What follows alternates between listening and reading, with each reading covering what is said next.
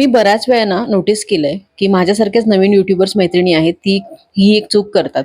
ती म्हणजे दुसऱ्या क्रिएटरच्या कमेंट बॉक्समध्ये जाऊन ना स्वतःच्या चॅनलला सपोर्ट करा असं लिहितात.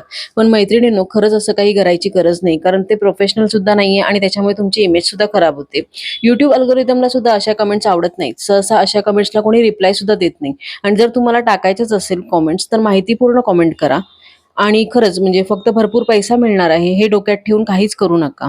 एखादी गोष्ट करताना जर तुम्हाला त्यातून आनंद मिळत असेल ना, तर तो समोरच्यालाही नक्कीच मिळणार आहे.